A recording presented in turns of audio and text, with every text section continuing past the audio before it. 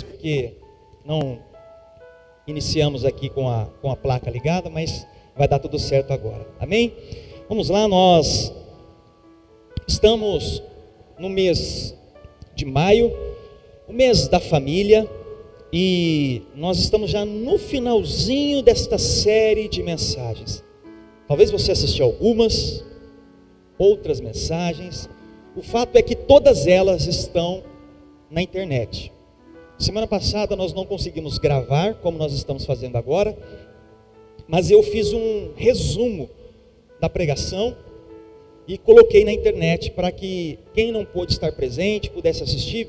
Se você ver lá o resumo, tem 15, 20 minutos de gravação que eu fiz lá, até fiz uns cortes, uma edição, para tentar ficar resumido, porque aqui numa mensagem, quando você assiste lá as pregações, é 1h10, 1h15 de gravação. Então eu fiz um resumo da mensagem passada, e isso está na internet. Vamos relembrar, nós já estamos caminhando para o final. Nós iniciamos esta série de mensagens falando sobre família, as armas usadas contra as famílias, o inimigo da família. E ali nós trouxemos um panorama sobre a família, como encontrar uma solução para a família, como viver em família. Segunda mensagem que nós trouxemos foi o papel da mulher na família, entendendo a dinâmica da família e o papel da mulher como auxiliadora, essa palavra tão mal entendida, mal compreendida e mal interpretada, em que as mulheres talvez sempre não gostam de ouvir, mas eu creio que você pôde ouvir essa mensagem, o papel das mulheres. Semana passada nós falamos sobre o papel do homem, importantíssimo dentro do lar, sacerdote, cabeça, responsabilidade. Lembra a dinâmica que eu fiz sobre a cabeça? Os olhos estarem na cabeça, a boca estarem na cabeça, o ouvido, e tudo isso eu fiz uma ligação com o papel do homem, sobre você ver, você alimentar a sua casa, você ficar atento a tudo que está acontecendo, e o papel de amar a sua mulher, amar a mulher como Cristo amou a igreja. Esse é o papel do homem. Vocês lembram? A mensagem está na internet. E hoje nós vamos falar sobre o papel dos pais e dos filhos. Basicamente eu quero dar uma ênfase aqui mais no papel dos pais, ok? Mas no papel dos pais eu quero dar uma ênfase aqui para vocês, que vocês possam sair daqui pensando com sabedoria tudo que nós vamos falar aqui, tá bom? Eu sempre digo nessas mensagens temáticas que eu trago, e em especial nesse mês, que é uma mensagem segmentada. Papel do homem, papel da mulher, são mensagens segmentadas, e talvez você já venha com um preconceito, dizendo, essa mensagem não é para mim, se bem que todos que aqui estão são pais, então vai encaixar perfeitamente para você. Mesmo as mensagens segmentadas com públicos específicos, como tem sido esse mês, a mensagem é para você, independente da segmentação. No papel do homem, a mulher tem uma função incrível de fazer com que esse papel se cumpra. No papel da mulher, da mesma forma. E nós hoje, como pais aqui, eu quero que você saia diferente, meus irmãos. Olha, tenha sempre isso em mente. Se você vier na igreja e achar que aqui é um bate-papo, um encontro muito gostoso, tudo isso é. Mas a diferença na sua vida só vai fazer se você coloca em prática.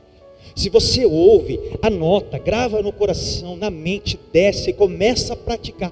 Isso faz a diferença. Isso é o que faz a diferença. É a mesma coisa que você for no médico.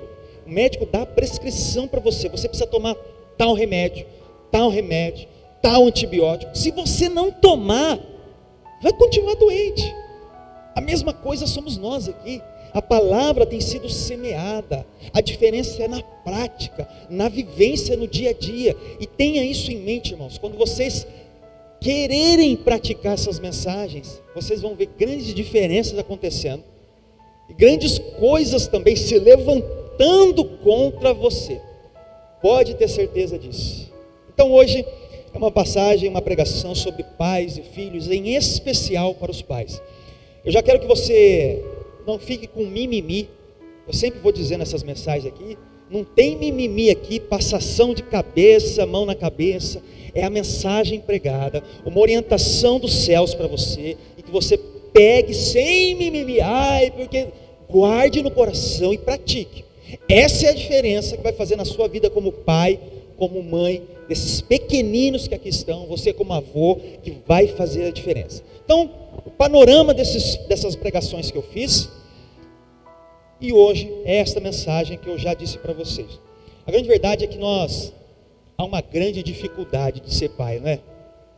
Vocês acham que é fácil ser pai e mãe? Quem acha que é fácil, hein? Eu acho que é uma das coisas mais difíceis, né? Uma das coisas mais difíceis. E quando nós não éramos pais, e a gente olhava, né? O filho de alguém, e às vezes o filho de alguém fazendo birra, e fazendo uma gracinha, aí você fala, quando eu tivesse meu filho, se ele fizer isso, vai ver, banana, vai nada. A dificuldade que é de criar, eu não gosto dessa palavra, criar, e vocês vão entender por quê, de educar um filho, principalmente na nossa geração. Eu vejo, por exemplo, os meus pais, os avós, a dinâmica da educação era outra. Educar um filho naqueles tempos antigos, talvez seria mais fácil, não sei. Dificuldades se tinham, sim, muitas, mas hoje, toda a facilidade que nós temos, eu acho que muitas delas trazem um certo prejuízo, e nós vamos ver algumas coisas ao longo desta pregação. Então já quero que você comece a pensar aí no seu filho, no seu neto, a dificuldade que é de educar uma criança nos tempos que nós estamos vivendo. Pense aí nas dificuldades que você tem enfrentado. Agora vamos para a palavra? Abra Deuteronômio, capítulo 11, a partir do verso 18. Início da Bíblia, você vai ver algumas coisas.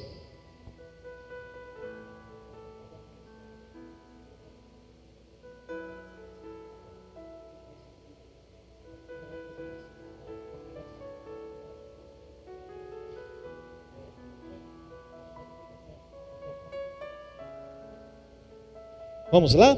Deuteronômio, esse nome estranho, né? Deuteronômio, capítulo 11, a partir do 18. Nós vamos ler do 18 ao 21. Vou abrir aqui na minha Bíblia.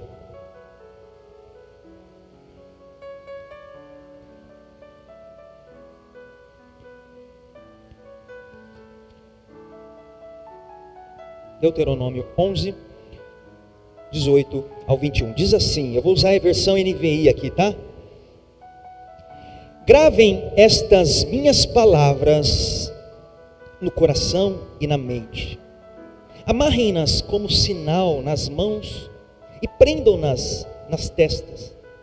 Ensinem-nas a seus filhos, conversando a respeito delas quando estiverem sentados em casa, quando estiverem andando pelo caminho, quando se deitarem e quando se levantarem. Escrevam-na nos batentes das portas de suas casas e nos seus portões, para que na terra que o Senhor jurou que daria aos seus antepassados, os seus dias e os dias dos seus filhos sejam muitos, sejam tantos como os dias durante os quais o céu está acima da terra. Até aqui o texto para nos dar um direcionamento inicial. Vamos orar. Senhor, revela a Tua palavra para nós, ao coração de cada um que aqui está, que veio buscar uma orientação dos céus. Fale, Espírito Santo, ao coração, a realidade de cada um, a dinâmica da família de cada um, aos solteiros, casados, aos que estão sozinhos, com filhos, com netos, com filhos crescidos, com filhos mais novos. Fala, Senhor, de uma forma sobrenatural, e que nós consigamos colocar em prática tudo que vai ser dito aqui. Seu nome seja glorificado neste lugar, em nome de Jesus. Amém. Vamos lá, vamos refletir um pouquinho nesse início aqui que eu estou falando com vocês. Vamos compreender essa passagem bíblica de Deuteronômio. É o seguinte, para vocês compreenderem. este livro Deuteronômio, ele foi escrito, o significado dele é segunda lei. Segunda lei. Vai prestando atenção no que eu quero dizer para vocês. Nós estamos aqui no Antigo Testamento, ok? Nós estamos no tempo dos israelitas, estavam marchando, saindo da escravidão do Egito. Lembra? O povo de Israel no Egito, escravo. Moisés vem, liberta este povo, passa entre o mar, segue a terra prometida. De repente tem alguns acontecimentos na história. Quando nós lemos Números, do capítulo 15 até o capítulo 36, nós vemos ali a decadência, a morte de toda aquela geração que sai do Egito rumo à terra prometida. Toda geração de 20 anos para cima morre, não entra na terra prometida. Isso aconteceu pelo que está lá em Números capítulo 14. Depois você leia com calma na sua casa. Há uma desobediência, um desajuste com o povo de Israel. E Deus diz: os que de 20 anos para cima não entrarão na terra prometida, com exceção de Josué e Caleb. De 20 anos para baixo, ok, 20 anos para cima todos morreram. Então do capítulo 15 até o 36 a gente vê essa decadência, todos morrendo. Quando nós chegamos no livro de Deuteronômio, que é a segunda lei, é como se estivesse sendo escrita, mais uma vez sendo dita a lei para esses de 20 anos para baixo. Olha só que incrível. Por isso que é a segunda lei, porque esses de 20 anos para baixo não presenciou os acontecimentos do Egito, da saída, da marcha, passar entre o mar. Eles não viram muitos milagres que aconteceram. Portanto, segunda lei. Aí nós chegamos nesta passagem em que estava sendo dito: olha, para vocês ensinarem para esses pequeninos, vocês precisam saber as leis. Por isso, escreva nas testas, escreva nos batentes das portas, gravem-na nas mãos, escrevam, não se esqueça das leis mosaicas ditas anteriormente para os seus antepassados.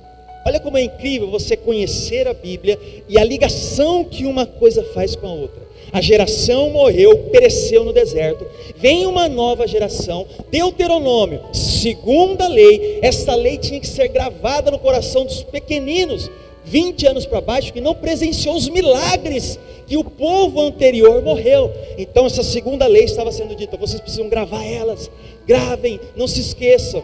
Resumindo, para que essas crianças possam saber das leis, os pais precisam gravar nos corações.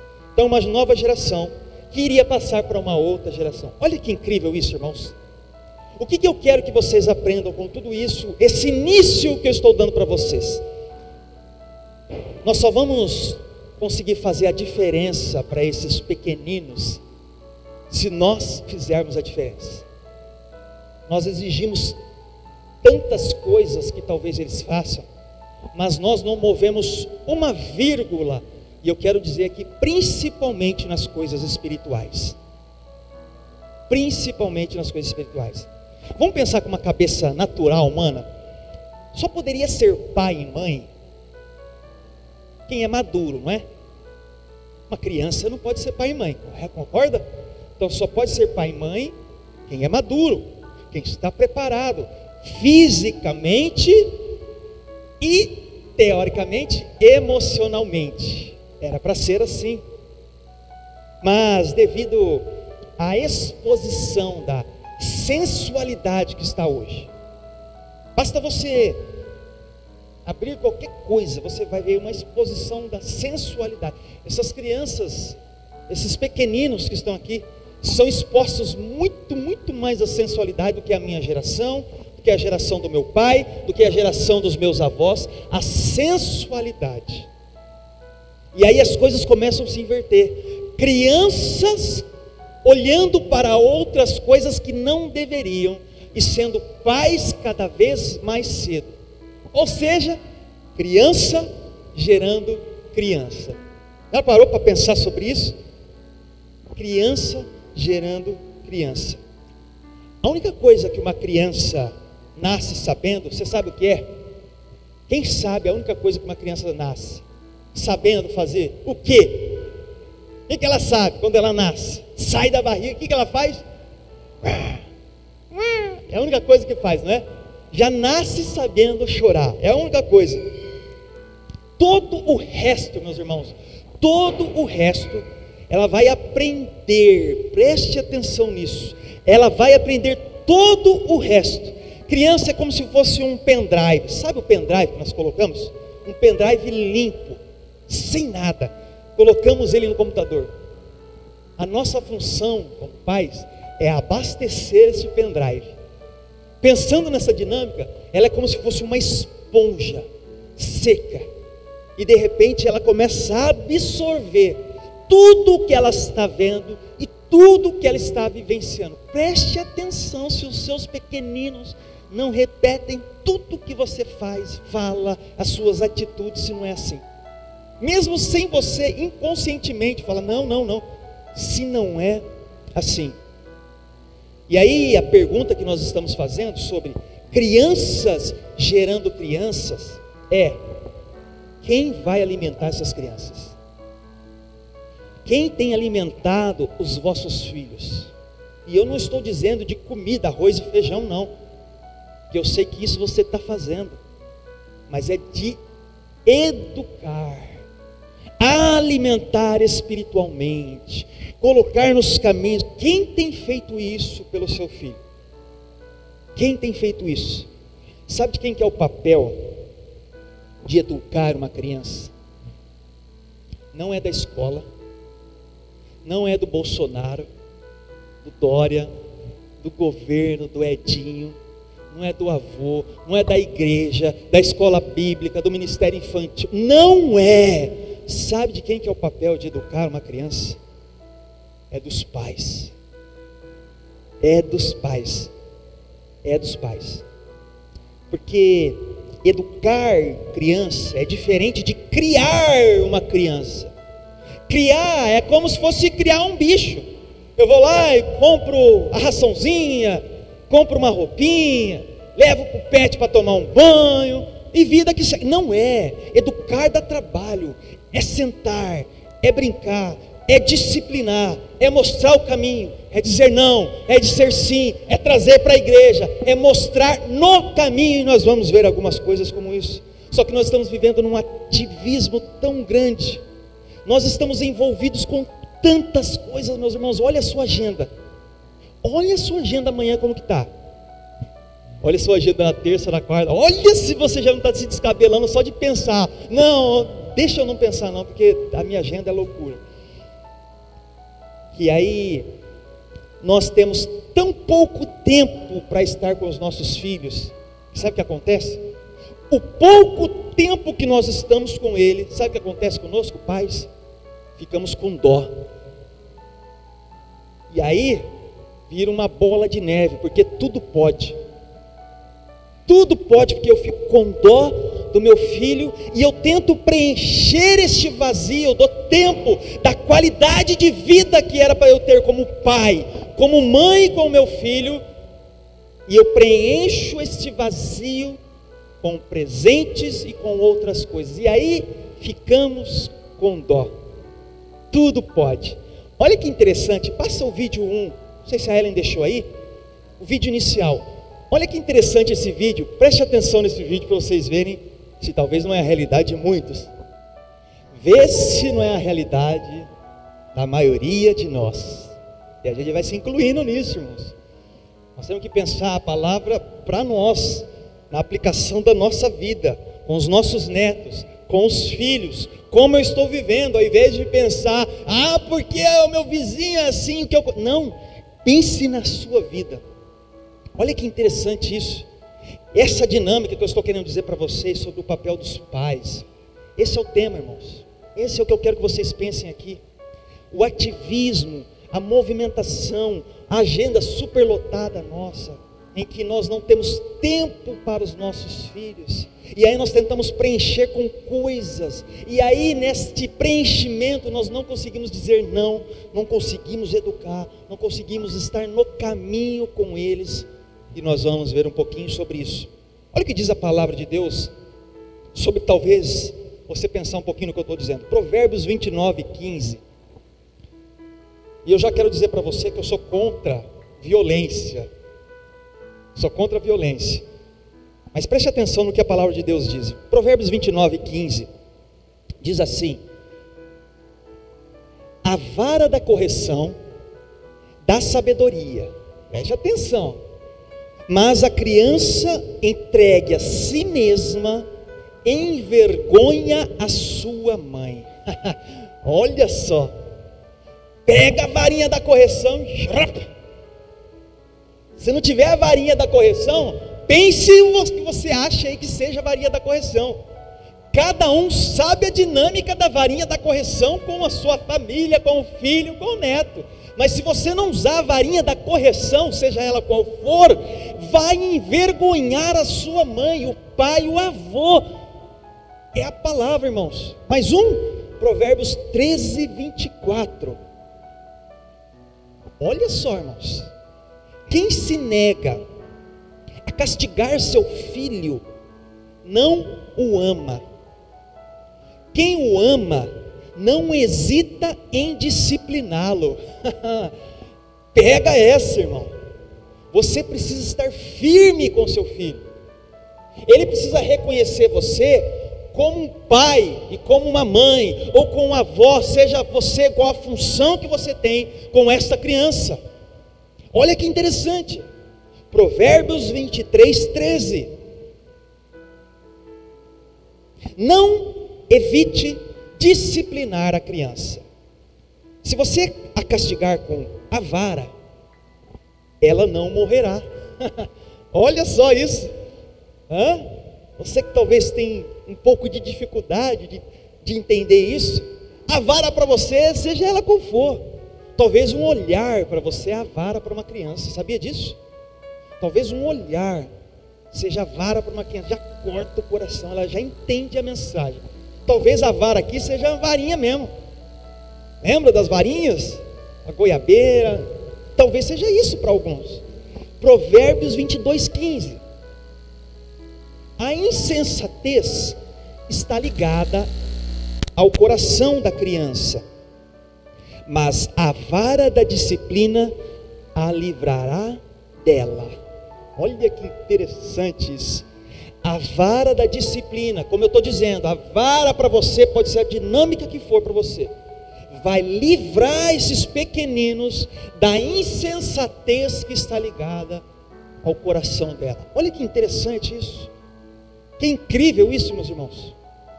O posicionamento que você tem que ter como pai e mãe. Como é sério isso. Como é sério.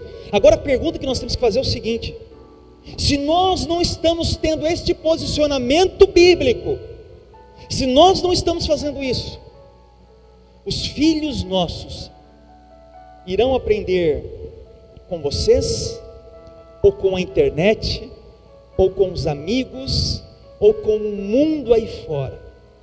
Com quem que os nossos filhos têm aprendido o caminho da vida, a forma correta de viver nesta terra, como um homem, como uma mulher, como um servo de Deus, um marido, como ele crescer e ser um marido, como crescer e ser uma mulher, você como avô e vó, ser um exemplo para esse pequenino.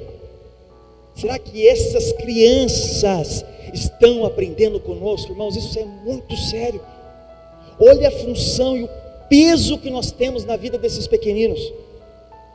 E mais, se eles não estão aprendendo conosco, estão aprendendo com quem? O que eles vão aprender? O que eles vão aprender? Deixa eu falar, irmãos, quando seu filho, quando seu neto, eu estou dizendo neto porque aqui existe avós que tem um cuidado sobre os netos que aqui estão, os avós representados. Então quando seu filho ou seu neto volta de uma escola, sabe, a maioria dos pequeninos que aqui estão, que vieram aqui à frente, vão a uma escola, frequentam uma escola.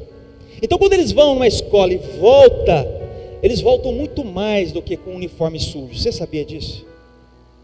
Eles voltam muito mais do que com uma roupa suja e a bolsinha deles cheia de coisas. Eles voltam com pensamentos, atitudes que foram semeadas neles naquele ambiente. Seja por influência de amigos, influência de pessoas, coisas que eles estão vendo, absorvendo como um pendrive, como uma esponja, e aquilo talvez passe a ser bacana, interessante, e começa a andar em outros caminhos. Você sabia que ele volta muito... A roupa suja é apenas um detalhe, mas o caráter que está sendo formado nessas crianças é o mais importante. Por isso, atenção, pais, mães, avós. Pais, mães, avós. Hoje essas crianças têm um conforto muito maior do que na minha geração, que na geração dos nossos pais e avós. Para pensar. O conforto que essas crianças... Esses dias eu estava pensando, essa semana agora, quase toda semana, a gente vai um dia no McDonald's com o Lucas. Aí vai lá no drive, na maioria das vezes está sendo no drive, pega o McDonald's, vai comendo, é muito gostoso. Aí eu estava pensando, conversando com a Ellen, né? A gente conversando, rapaz, eu não me lembro nunca. O Lucas perguntou: você tinha McDonald's, pai, quando você era criança? Eu falei: filho, provavelmente tinha, mas eu não me lembro nunca. Eu falei: eu me lembro de ter comido McDonald's, acho que agora com você, grande, trazendo você. Eu não me lembro, eu não me recordo de vir em Rio Preto, e já existia McDonald's. De comprar, não me lembro. Aí eu comecei a conversar, falei: olha, esse menino vem toda semana no McDonald's, cara. Olha que loucura que isso. O conforto que essas crianças têm hoje, a diferença que é para as gerações antigas, como eram as coisas. Basta ver as brincadeiras. Qual que eram as brincadeiras nossas? Eu me lembro de chegar da escola, era doido para chegar da escola, na hora do almoço, almoçar e ficar a tarde toda na rua, brincando, descalço, jogar bola, jogar bete, soltar papagaio, subir na árvore e correr, e estilingue, bolinha de gude, arrancar a tampa do dedo e brincar, e sair de carrinho de rolimã. Era isso, a alegria era estar na rua com os amigos, até de tardezinha assim, ó, crepúsculo caindo, aí a mãe chamava: entra. Ou às vezes a gente sentava na calçada, ficava olhando para as estrelas, aquele céu estrelado. Fala se não era assim contigo. Qual que é a brincadeira, a geração, não sei se eles são a geração Z, geração Y, geração Alfa, esta geração desses pequeninos que aqui estão, eles já nasceram conectados. Basta ver, quando eles nasceram, os nossos filhos, a gente já estava conectado, nós mesmos, postando e tal. Essa é a geração deles. As brincadeiras de antigamente, diferentes das brincadeiras de agora. Antigamente as crianças iam para a escola com 7 anos, 6, 7 anos. Hoje as crianças vão com 4 meses. O meu filho foi com 4 meses para uma escola. Nossa, pastor Messi, é ruim estar na escola? Depende nessa idade, porque perde uma fase ali de intimidade com a mãe, de crescimento, de amadurecimento, de coisas íntimas do lar. Nossa, mas meu filho está sendo péssima criança. Não, mas o que eu quero dizer para vocês é a dinâmica do mundo de antes do mundo de hoje, o ativismo que nós estamos vivendo. Aí a criança vai com 4 meses para a escola, fica num período integral lá. Aí quando ela sai da escola, sabe o que acontece? A gente coloca ela no inglês, no judô, na natação, na dança, e faz aula de música, e aula de não sei o que, de patins, de conhecer o mundo, de chinês, faz tudo com uma criança. Aí a criança cresce com medo, talvez, sem perceber coisas tão simples do dia a dia e da vida. Qual que era o medo que você tinha de antigamente? Fala aí. O homem do saco. Tinha medo do homem do saco. As crianças hoje, presta atenção, irmãos, não que é uma maldade delas, mas elas têm medo de tudo. De tudo assim, sabe? Medo do morcego. Ontem eu fui sair daqui da pizza, fui levar a pizza na casa de uma pessoa que comprou, que é amiga nossa, já congregou comigo em outro ministério. Eu fui levar para ela a pizza que ela comprou. Cheguei lá, levei a pizza, ela ficou conversando um tempão, que fazia muito tempo que ela não me via. Aí o morcego começou a voar. O Lucas já ficou com medo. Pai, que isso, pai?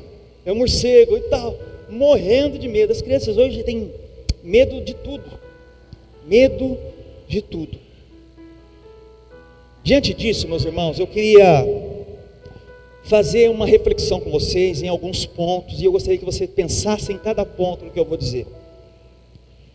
A fazer nós pais, avós, a fazer crianças apaixonadas por Jesus. Por isso que essa mensagem, essa pregação tem muito mais uma pegada para nós pais do que para os filhos em si, porque o que eles vão se tornar lá na frente, pais maduros, diferentes, é o que nós estamos semeando neles agora. Por isso o futuro deles está muito mais no caminho que nós estamos trilhando e mostrando para eles, do que jogar eles no fogo, na cova dos leões e falar, se vira filho. Não é assim. É papel nosso, e essa reflexão, como fazer filhos, ter filhos apaixonados por Jesus. Meus irmãos, você não tem que, a sua obrigação não é deixar herança para o seu filho, a sua obrigação é deixar um legado. Sabe a diferença entre herança e legado? Herança é o que você deixa aí, né? Deixar um carro, deixar a casa. Não é, esquece isso, meu irmão. A sua função é deixar legado. Legado é o que você deixa dentro da pessoa. Herança é o que você deixa aí que vai acabar. A sua função, pai, não é fazer com que seu filho seja famoso, rico, bonito. Não. É colocá-lo no caminho de Deus. Quando você compreender isso, a visão do mundo para você vai ser diferente. A visão do mundo vai ser diferente. Para a gente fazer uma reflexão nisso, vamos para a Bíblia. Abra aí no livro de 1 Samuel. Vamos ver uma história interessante aí. 1 Samuel capítulo 1. Uma história conhecida de Samuel. Vamos lá, 1 Samuel capítulo 1. Nós vamos ler bastante aqui. É uma leitura longa. Eu queria que você não se perdesse, ficasse aqui comigo e compreendesse a leitura que nós vamos fazer, tá bom? 1 Samuel capítulo 1. Vamos ler? Vai acompanhando na sua Bíblia, que é uma leitura longa, e eu gostaria que você fosse compreendendo. Vamos lá? A partir do verso 1 nós vamos ler até o verso 28, tá? Diz assim: havia certo homem de Ramataim, Zufita, dos montes de Efraim, chamado Elcana, filho de Jeroão, neto de Eliú e bisneto de Tou, filho de Eframita Zuf. Ele tinha 2 mulheres, não se assuste, tá? Será permitido nos tempos bíblicos. Uma se chamava Ana e a outra Penina. Penina tinha filhos, Ana não tinha. Todos os anos esse homem subia de sua cidade a Siló para adorar e sacrificar ao Senhor dos Exércitos.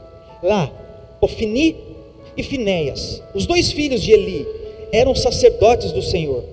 No dia que Eucana oferecia sacrifícios, dava porções à sua mulher Penina e a todos os filhos e filhas dela. Mas a Ana dava uma porção dupla, porque a amava, apesar de que o Senhor a tinha deixado estéril. E porque o Senhor a tinha deixado estéril, sua rival a provocava continuamente, a fim de irritá-la. Isso acontecia ano após ano. Sempre que Ana subia à casa do Senhor, sua rival a provocava, e ela chorava e não comia. Verso 8, Eucana, seu marido, lhe perguntava: Ana, por que você está chorando? Por que não come? Porque está triste. Será que eu não sou melhor para você do que 10 filhos? Certa vez, quando terminou de comer e beber em Siló, estando o sacerdote ali sentado numa cadeira, junto à entrada do santuário do Senhor, Ana se levantou e com a alma amargurada chorou muito e orou ao Senhor.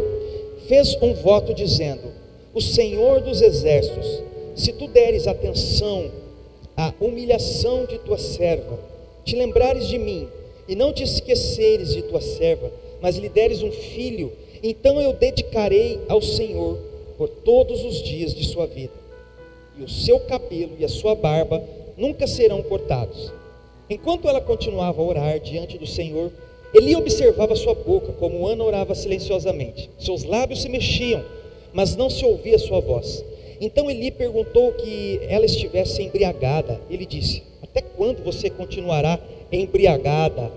Abandone o vinho. Olha só, que ela estava bêbada, orando, hein? Ana respondeu: não se trata disso, meu senhor. Sou uma mulher muito angustiada, não bebi vinho, nem bebida fermentada. Eu estava derramando minha alma diante do Senhor. Não julgues tua serva, uma mulher vadia. Estou orando aqui até agora por causa de minha grande angústia e tristeza. Eli respondeu: vá em paz, e que o Deus de Israel lhe conceda o que você pediu. Ela disse: espero que sejas benevolente para com tua serva. Então ela seguiu seu caminho, comeu, e o seu rosto já não era mais abatido. Na manhã seguinte, eles se levantaram e adoraram o Senhor. Então voltaram para casa em Ramá. Eucana teve relações com sua mulher Ana, e o Senhor se lembrou dela. Assim Ana engravidou, e no devido tempo deu à luz um filho, e deu-lhe o nome de Samuel, dizendo: eu pedi ao Senhor. Verso 21. Quando no ano seguinte Eucana subiu com toda a família para oferecer o sacrifício anual ao Senhor, e para cumprir o seu voto, Ana não foi e disse ao seu marido: depois que o menino for desmamado, eu o levarei e o apresentarei ao Senhor, e ele morará ali para sempre. Olha o compromisso. Disse Eucana, seu marido: faça o que lhe parecer melhor, fique aqui até desmamá-lo, que o Senhor apenas confirme a palavra dele. Então ela ficou em casa e criou seu filho até que o desmamou. Depois de desmamá-lo, vai vendo o compromisso dessa mulher, levou o menino, ainda pequeno, à casa do Senhor em Siló, com um novilho de 3 anos de idade, uma arroba de farinha e uma vasilha de couro cheia de vinho. Eles sacrificaram o novilho e levaram o menino a Eli. E ela lhe disse: meu senhor, juro por tua vida que sou a mulher que esteve aqui ao teu lado orando ao Senhor. Era este menino que eu pedia, e o Senhor concedeu o meu pedido. Por isso agora eu o dedico ao Senhor. Por toda a sua vida será dedicado ao Senhor. E ali adorou ao Senhor. Essa passagem bíblica é muito interessante. Muito interessante. Deixa eu baixar um pouquinho, que eu acho que está dando uma interferência aqui, não sei porquê. Essa passagem aqui é muito conhecida. É longa a leitura que eu fiz. Fala da história do nascimento de Samuel, o último juiz de Israel. Lembrando que Israel aqui estava num tempo de juízes, não havia reis. E os juízes eram pessoas inspiradas, levantadas por Deus para trazer libertação, alegria para um povo que estava sofrendo em guerras. Samuel é o último juiz e um profeta ao mesmo tempo. Foi este Samuel que ungiu Saul como o primeiro rei de Israel. Foi este Samuel que ungiu Davi como rei de Israel. Olha que interessante, você conhecendo a Bíblia, a ligação que ela faz. Nós encontramos aqui uma história tão interessante, em que uma mulher estéril vivia na mesma casa com uma outra mulher, e o seu marido a amava de uma forma maravilhosa, mais que a outra. A outra mulher tinha filhos, Ana não tinha, e de repente ela faz um compromisso com Deus: Senhor, dê um filho, se me deres, eu dedicarei ele à casa do Senhor, ele não raspará a cabeça. Ou seja, fez um voto para ele de nazireu. Lembra de Sansão, que não cortava o cabelo? É o mesmo voto que ela fez para Samuel. Olha que interessante isso. E nós encontramos aqui então uma família um pouco diferente das famílias que nós vivemos hoje, mas nós vamos poder extrair aqui alguns pontos importantes sobre como ter filhos apaixonados por Jesus, através dessa longa leitura que nós fizemos. Vamos lá, vamos refletir no primeiro ponto, está no verso 5.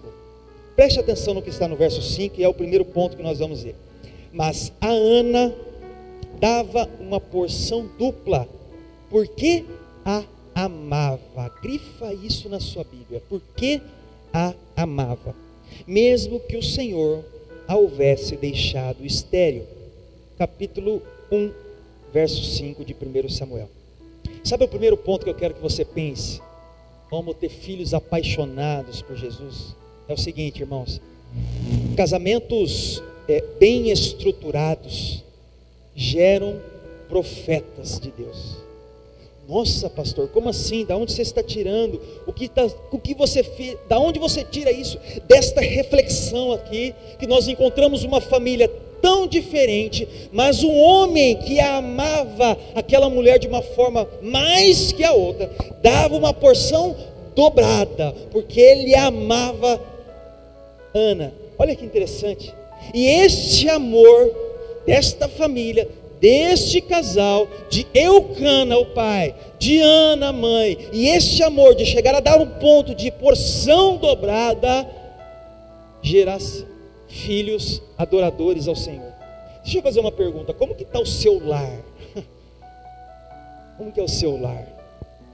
Pais que aqui estão, seu lar é um campo de guerra? Mesmo você sendo solteiro, sozinho, o seu lar é um campo de guerra? Pensando na sua dinâmica de vida, é um campo de guerra. Quando seu filho chega em casa, é um campo de guerra. Você com seu marido, com a esposa, é um campo de guerra na sua casa. Qual é a reflexão, o olhar, a esponja, o pendrive vazio que o seu filho, o seu neto tem quando olha para as nossas famílias, a IBC aqui, ou quem está assistindo a gravação? Qual é a dinâmica? A maior prova de amor que nós podemos dar para os nossos filhos é eles olharem para nós pais e sentirem segurança nisso. É a maior prova de amor que nós podemos dar para os nossos filhos. Pai, homem, você que está aqui, você é um exemplo para o seu filho. Você é a torre forte dele. Você é um super-herói dele. Sabe, esse é o peso que seu filho olha para você, pai. Quando ele olha para você, ele fala: uau, cara, meu pai é o máximo. Essa é a visão, eu falo por experiência, é a visão que meu filho tem de mim. E não que eu seja, mas é a visão que os filhos, os pequeninos têm dos pais. Ele fala, o Lucas fala, meu filho, meu pai sabe tudo. O que eu pergunto para ele, sabe. Meu pai não tem medo de nada. Se eu estou com medo de alguma coisa, fala: pai, vem comigo, dorme comigo hoje, me protege, vai na frente. Ô pai, o que é tal coisa? O pai para um filho é a pessoa máxima. Olha o peso que você tem na vida de um filho. Olha o peso que você tem. Isso é muito sério, meus irmãos. Sabe, homem, você é o teto, o padrão do tipo de marido que a sua filha vai querer ter lá na frente. Você sabia disso? As meninas, o primeiro amor dela, eu não estou falando do amor eros, de homem para mulher, casamento, não, mas o primeiro amor dela é o pai. Vocês sabiam disso, meus irmãos? É o pai. E você, pai, é o exemplo que ela vai querer alcançar, o teto que ela vai querer ter como marido. Por isso, eleve a régua aí, cara. Eleve a régua, coloca lá em cima. Porque tem que ser melhor, cara. Tem que ser melhor. Você é um exemplo. Você é um exemplo. Por isso, mulheres, mães aqui de meninos, isso é o teto e o padrão que seu filho irá alcançar, querer ter como esposas ao lado dele. Vocês serão um grande exemplo, sabe? De mulheres semelhantes que eles vão querer ter ao lado.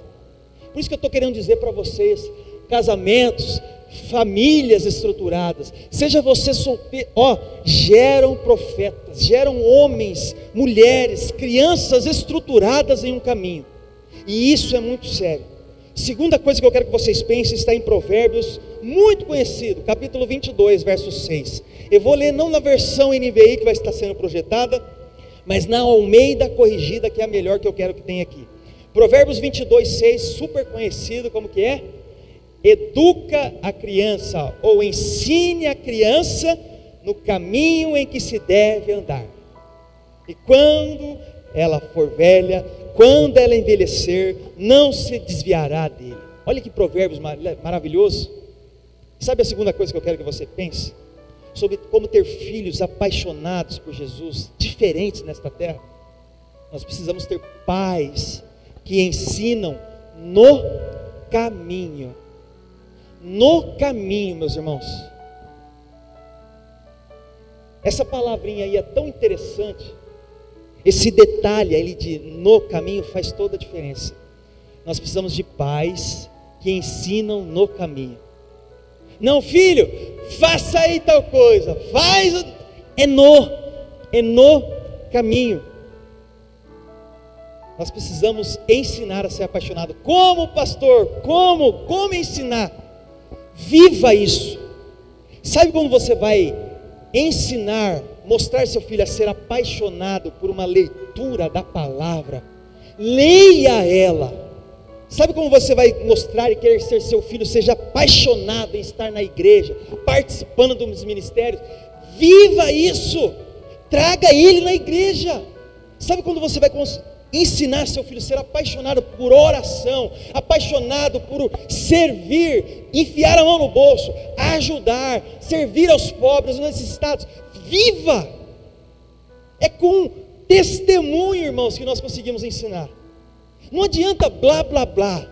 A sociedade está cheia disso. É o governo que faz, é todo mundo.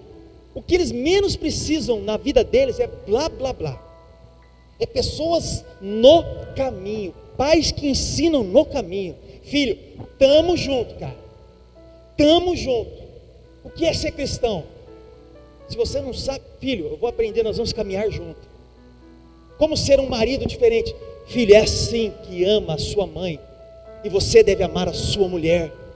É assim, filha, que você precisa respeitar o seu marido quando você casar, porque é assim que nós vivemos dentro do lar. É assim, filho, amar essa palavra, amar a Cristo, porque eu vivo isso na minha casa. Olha que diferença que faz, quando você vive no caminho, e não fica só no blá blá blá. É incrível isso, irmãos, é incrível isso. Certa vez, há umas 2 semanas atrás, nós estávamos no restaurante, nós saímos daqui da escola bíblica, fomos num restaurante. Nesse restaurante que a gente vai, sempre tem um cuidador de carros, sabe, que ele fica cuidando dos carros. E coitado, esse rapaz, ele não tem o pé, é cortado o pé dele, sabe. Ele cuida dos carros, tá? E a gente sempre ajuda lá com dinheiro para ele. E a gente sentou no restaurante, almoçou, e nesse restaurante tinha uma máquina daquelas bolinhas, sabe, sei lá, com aqueles negócios lá. Aí o Lucas pediu dinheiro para a mãe dele. Mãe, tem dinheiro? Aí, acho que ela tinha R$1. Aí ele foi lá, voltou, mãe, mas é R$2. Aí já, não tem R$2, peraí, R$2. Aí eu falei, filho, que tal a gente pegar esse dinheiro aqui? A mãe dele não tinha R$2. Eu falei, filho, tinha R$1 só. Que tal a gente pegar esse dinheiro e dar para aquele senhorzinho lá que a gente sempre ajuda? Sabe o que ele fez? Se entristeceu, lógico. Ele é uma criança. Ele está sendo, é um pendrive, é uma esponjinha que precisa ser absorvida, um pendrive que estou alimentando. Você acha que ele queria? Nem nós quer. Ele quer pegar o dinheiro, festejar, comprar coisa. Nem nós quer. Ele não quis, se entristeceu, ficou bicudinho. Mas sabe qual que é a sacada que eu ia fazer com ele? Eu ia pagar a conta, ia pegar, porque eu também não tinha, só ando com cartão. Aí eu ia pegar um dinheiro a mais, eu ia dar o dinheiro para ele na maquininha, e o dinheiro para ele levar lá para o rapaz. Qual que era a sacada que eu ia fazer? Filho, não se esqueça, priorize o reino de Deus. Deus sempre caminha conosco e recompensará aqueles que caminham com Ele. Essa é a sacada do ensino que eu quis fazer com ele. A gente pode ensinar os nossos filhos em tudo, irmãos. Sentado numa mesa, conversando, jogando uma bola, soltando um papagaio, brincando com ele. Em tudo nós podemos ensinar algo. Cabe a nós viver e não esperar que o governo, que as professoras, que os avós façam, mas é nós, pais, que precisamos fazer isso. Abraão fez isso com seu filho Isaac. Lembra da história? Abraão, velhinho, pai da fé, foi chamado a sua descendência maior que a areia do mar. Já pensou nisso? E um velhinho, como? De repente, vem seu filho Isaque, a descendência, a promessa de Deus. Só que Deus pede Isaque para ele. Abraão tinha que sacrificar Isaque. Olha que história. Imagina Abraão subindo com Isaque. Imagina o pensamento de Isaque. Pai, estou vendo aqui a madeira, estou vendo o cutelo aí, mas cadê o cordeiro para sacrificar, né? Deus proverá, filho. Deus proverá. De repente, mas eu estou parafraseando, tá? Até Deus proverá. Deixa eu amarrar Isaque aqui, e de repente no sacrificar do filho, Deus provê. Deus provê. Isaque pôde sair dali sabendo que o pai dele amava Deus acima de todas as coisas, e pôde expressar isso através das atitudes. É isso que eu quero que você saia ensinando no caminho. É isso que eu quero que você pense. É isso que eu quero que você pense. Quando foi, meus irmãos, que teu filho te viu queimando de amor por Jesus? Quando foi que teu filho te viu queimando? Irmãos, é isso que importa na nossa vida. Esse é o propósito de viver. Mude o seu pensamento. Quando foi que ele te viu queimando de amor por Deus? Em atitude, em adoração, em servir, em leitura. Quando ele te viu? Mas sabe o que acontece conosco? A gente chora uma semana quando essa porcaria quebra. Mas a gente não chora, não se quebranta com o que tem acontecido com os nossos filhos espiritualmente. A gente fica mal com uma semana com o nosso carro quebrado, se alguém riscar o nosso carro, mas a gente não fica mal um dia pelos caminhos que os nossos filhos estão sendo trilhados, espiritualmente principalmente. Olha o cântico que Ana fez, 1 Samuel capítulo 2, verso 1 e 2. Então Ana orou assim: meu coração exulta no Senhor minha força é exaltada, minha boca se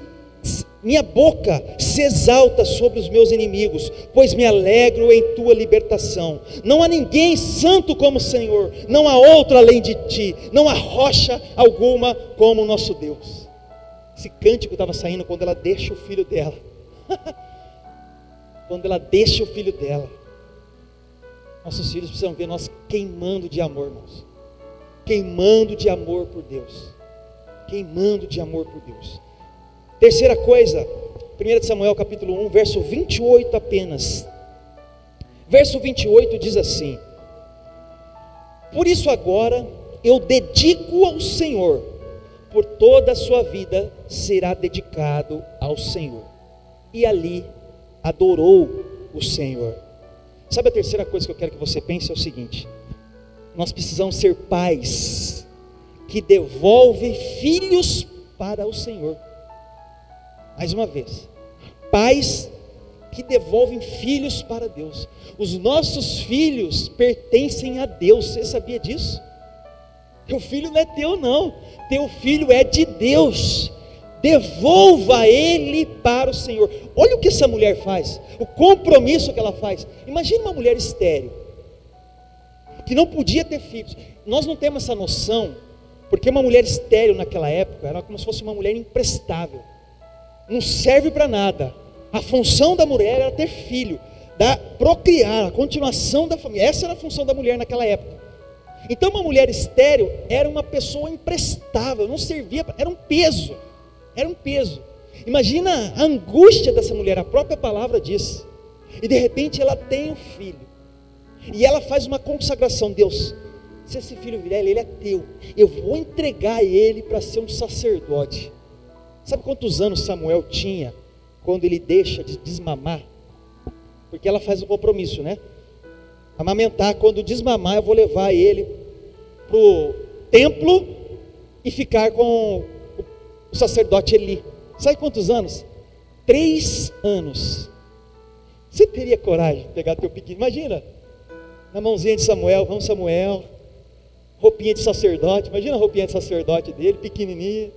Samuel, Está chegando a hora, meu filho. A gente corta o coração para levar no primeiro dia de aula. Imagina levar ele na seu filho. Filho, agora é uma vez por ano que a gente vai se ver, tá? Era uma vez por ano que eles se viam. Quando ia levar o sacrifício da Páscoa lá, que sacrificava, que Eucana ia, lembra da passagem bíblica? Era uma vez por ano. Vamos, Samuel, ele cuida bem dele. O sacerdote está nas suas mãos, Deus. E aí ela faz esse cântico que nós lemos agora há pouco, a passagem bíblica. O filho teu pertence a Deus. Quando você compreender isso, você vai tirar um peso gigantesco da tua cabeça e saber que os filhos é do Senhor. Qual que é o nosso papel? Preparar este caminho, ó. Prepare este caminho. Mostre esse caminho para ele.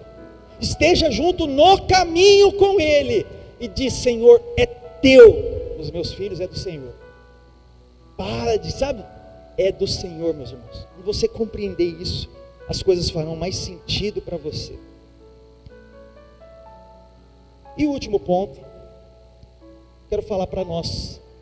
Todos aqui são pais, mas todos também são filhos. E o último ponto eu quero trazer para nós, filhos. Provérbios 4:1. Nós estamos caminhando para o final. Provérbios 4:1 diz, e agora um ponto para nós, filhos. Ouçam, meus filhos, a instrução de um pai. Estejam atentos e obterão discernimento. Ouçam, meus filhos, a instrução de um pai. Estejam atentos e obterão discernimento. Uma outra passagem bíblica, vai lá para o Novo Testamento, Efésios capítulo 6, o verso 1 ao 3. Efésios 6, do verso 1 ao 3, diz assim: Filhos, obedeçam a seus pais no Senhor, pois isso é justo. Honra teu pai e tua mãe. Este é o primeiro mandamento com promessa, para que tudo te corra bem e tenhas longa vida sobre a terra. Sabe uma função para nós, filhos? A nossa função como filhos é respeitar e honrar os nossos pais. Respeitar e honrar os nossos pais. Sabe como nós vamos fazer filhos que compreendem esta função? Quando a gente começar a fazer tudo que nós foi pregado anteriormente. Fazer com que tenhamos filhos que respeitem, que honrem os pais. É fazer com que nós sejamos pais que caminhem com ele no caminho. Que mostrem aí o caminho correto. Estejam juntos com ele. Isso é incrível, irmãos. Essa passagem bíblica de Samuel que nós lemos, nós encontramos dois pais. Será que vocês prestaram atenção nisso? Dois pais diferentes, Eucana e Ana. Só que a gente encontra um outro pai também, que talvez passou despercebido na leitura para você. E eu quero que você leia comigo, que nós vamos finalizar com um pensamento. Volte lá para a história de 1 Samuel, capítulo 1, o verso 9, e talvez passou despercebido um pai. Que esse não seja a nossa atitude como deste pai. 1 Samuel, capítulo 1, o verso 9, diz assim: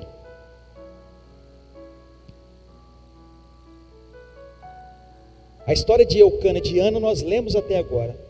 Olha os segundos pais que estão aí.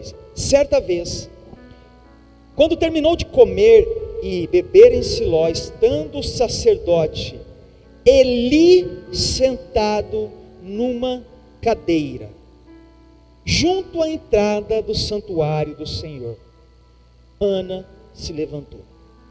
Grifa essa passagem aí. Eli sentado numa cadeira.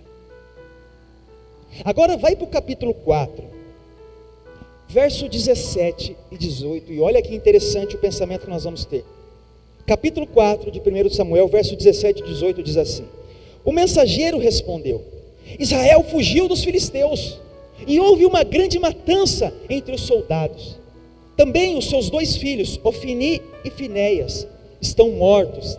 e a arca de Deus foi tomada. Quando ele mencionou a arca de Deus, grifa isso agora, Eli caiu da cadeira para trás. Ao lado do portão, quebrou o pescoço e morreu, pois era velho e pesado. Ele liderou Israel durante 40 anos. Olha que interessante isso que eu quero que você pense. Eli, na sua primeira menção na Bíblia, ele está aonde? Sentado na cadeira. E ele termina a sua história de que forma? Sentado na cadeira. Sabe como eram os filhos de Eli? Umas porcaria. Eles roubavam as coisas do templo. Eles se deitavam com as mulheres que trabalhavam nas portas do templo. Olha que absurdo. Imagina que a igreja, o templo, e de repente o meu filho se deitando com várias mulheres que trabalhavam aqui na igreja. Essa é a cena, tá? Imagina os meus filhos roubando as coisas de Deus. Essa é a cena que é relatada na Bíblia. Sabe o pensamento que eu quero que você faça?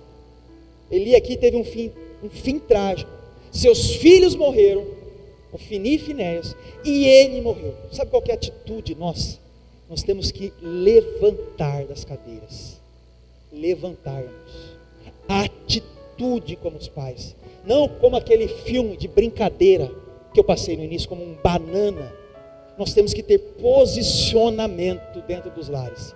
Uma voz ativa como pai, como avô, como mãe. Esse é o papel, ensinar no caminho, caminhar junto, mostrar os caminhos de Deus, fazer a diferença, orar. Essa é a função sua, porque se você não fizer, alguém vai fazer por você. E deixa eu lhe informar que é triste, porque é uma sociedade caída no pecado que vai fazer isso. É uma sociedade caída no pecado. Traga seu filho e mostre a grandeza de Deus para ele. Traga ele para perto e mostre o grandioso Deus que nós servimos. Certa vez, uma história, um pai estava com o filho, e o filho pergunta: pai, o que é aquele pontinho lá no céu? O pai fala: filho, é um avião. Que tamanho que é o avião, filho? Você está vendo aí? Nossa, pai, mas é muito pequenino esse avião. O pai, pensando naquilo, refletiu, falou: peraí. Pegou o filho, levou para um aeroporto, e lá estava um Boeing, sabe? 400 passageiros, e falou: filho, o que você está vendo? Um avião, pai. Que tamanho que é esse avião, filho? Gigante, enorme esse avião. Filho, exatamente assim a nossa dimensão para com Deus. Quanto mais perto nós estamos dele, maior, grandioso ele será nas nossas vidas. Quanto mais distante você estiver dele, menorzinho ele será na sua vida, pois essa é a visão que você vai ter de Deus. Traga ele para perto de você, meus irmãos. Traga seu filho, mostre o caminho. É como eu disse no início, a sua função não é deixar herança, deixar seu filho bonito, famoso, não é. É os caminhos de Deus. Educar dá trabalho. É sentar, mesmo depois de cansado, sabe, de trabalhar, mesmo depois de dias, tem que limpar a casa, é educar, filho. E esse papel é de nós, pais, talvez você avô, esse é nosso papel. Esse é nosso papel. A vontade de Deus é que nós levamos ele para casa. Saiamos daqui como pais diferentes. Sendo pais diferentes, teremos filhos diferentes e netos diferentes. Você crê nisso? Você crê nisso? Vamos assistir aquele vídeo. Reflita nessa mensagem, escute, porque às vezes vai estar baixinho, tá?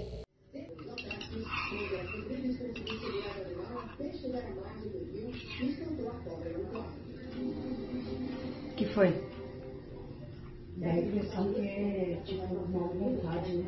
Fala, vó. Mas é assim mesmo, quando a gente precisa, a gente tem que subir para fazer o quê? O que você quer me falar?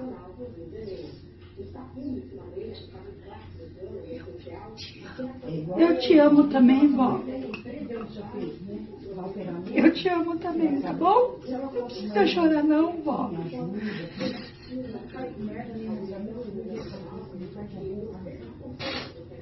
Tá tudo bem, viu? Tá bom? Nós estamos cuidando da senhora. Tá bom, vó? Não chora. Vamos terminar. Um começo e um fim. Nascemos sem trazer nada, morremos sem levar nada. E no meio do intervalo entre a vida e a morte, brigamos por aquilo que não trouxemos e não levaremos. Pense nisso. Viva mais, ame mais, perdoe sempre e seja mais feliz. Por um mundo melhor, cheio de paz.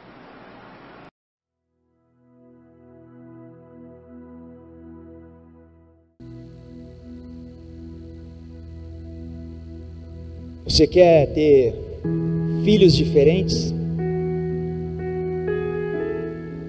Com netos diferentes? Que a atitude comece em nós, amém?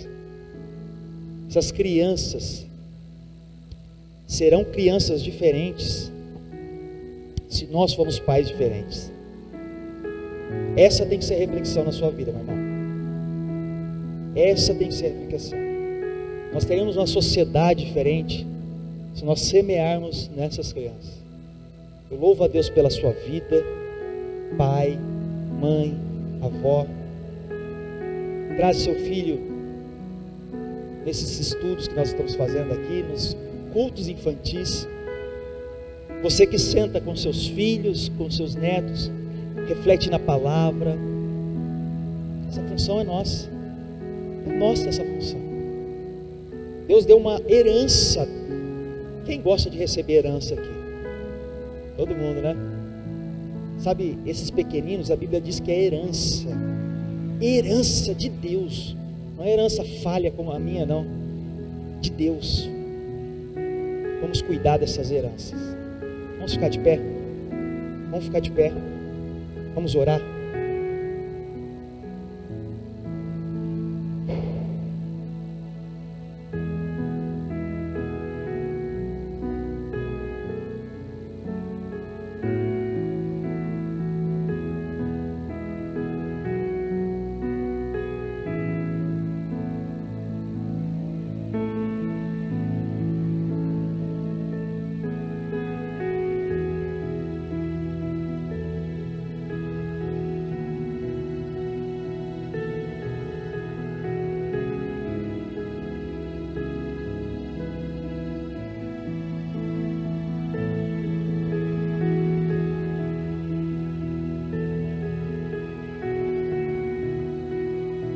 Senhor Deus, perdoe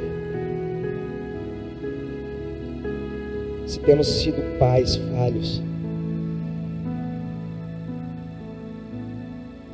se estamos procurando deixar coisas para nossos filhos. Reconhecemos que faltou sabedoria para nós, a palavra de Deus. Perdoe, Jesus. Nós queremos estar nos teus caminhos, fazer com que nossos filhos sejam apaixonados por ti. É o que nós queremos, meu Deus. O que eu quero, que meu filho seja um servo de Deus nessa terra. Eu profetizo coisas maravilhosas na vida dele. Pense no seu filho, meu irmão. Pense no seu neto. Profetize coisas boas na vida dele. É ter filhos que o adorem e o busquem em verdade. A mesma coisa é os nossos filhos, ó Pai. O que vai nos alegrar é colocá-los neste caminho. Abençoe a todos nós. Nos dê capacidade, sabedoria dos céus, compromisso com a palavra, com a obra de Deus, para que nossos filhos sejam diferentes. Descansamos em Ti. Profetizamos e abençoamos todas as crianças, os jovens que estão aqui apresentados, as mães, os pais, os avós, a dinâmica de cada família que aqui está, sejam solteiros, casados, pessoas com suas múltiplas formas, trabalhos. Senhor, nos use aonde nós estivermos. É o que nós queremos. Nos abençoe. Em nome de Jesus. Deus é maravilhoso, meus irmãos. Deus é muito bom. Deus é muito bom. Alegria e bênção, tá? E bênção poder